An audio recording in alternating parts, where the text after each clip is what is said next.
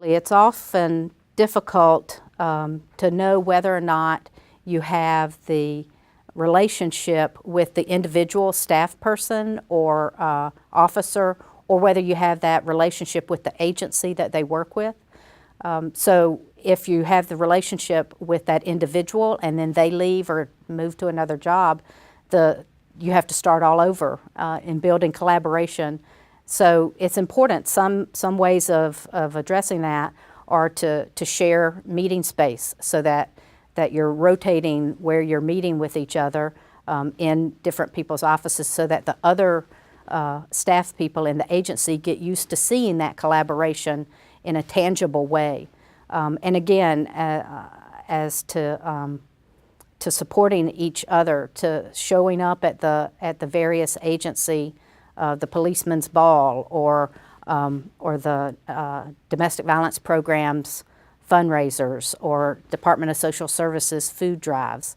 The various things, anytime that each agency can support the mission and the vision of the collaborators, takes that collaboration from the one issue of elder abuse and changes it into a relationship between those agencies, and that's very important.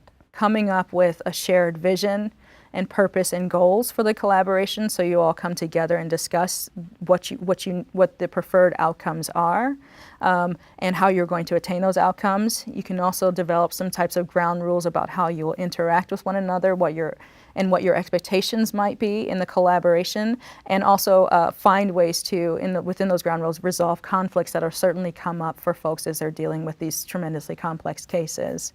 In addition to that, I think collaborations like this present a wonderful opportunity for cross-training amongst collaborative partners around what folks do and what they don't do, what they're able to do and what they, or are doing now and what they can do, perhaps pushing people to the limits around what they think they can do in these cases. And finally, I think what is really key in terms of addressing challenges in these types of collaborations is really keeping the central foci as being victim safety and holding offenders accountable. And I think when you have those foci, you're certainly on a better path to ensuring that your collaboration has a good direction and a real North Star for what they're trying to accomplish. I think one of the challenges that abuse and later life collaborations have is that they're not always able to bring to the table the voice of older victims from diverse and marginalized communities. I think some strategies you might want to take up might be to reach out to community leaders from within these culturally diverse communities to see if they can attend your CCR meetings or your collaboration meetings. You might also wish to reach out to culturally specific organizations or culturally specific community centers where elders frequent, or where folks working within these communities that you want to reach are, and bringing them to the table and bringing the voice of victims from these communities to the table as a byproduct of that collaboration. And I think ultimately, and then also just reaching out to perhaps church leaders or faith leaders or anywhere that older victims that you are from diverse populations might be frequenting, you might want to reach out to them and do direct outreach to them, and then see if they can come to your collaborative meetings. One of the things that's so important with collaboration is getting out into the community that you serve and understanding the community that your agency or organization is involved with.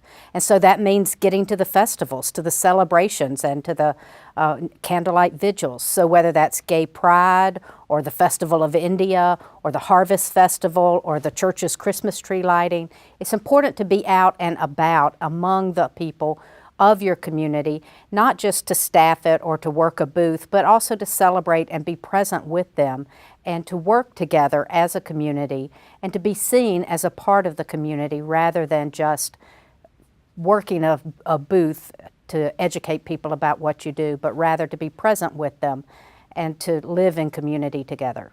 It starts with an introduction. It starts with a phone call. It starts with dropping off some information, and then perhaps ask for a meeting with the director or an activities supervisor. It starts by being available. It starts by going out into the community. No one agency can do this work alone.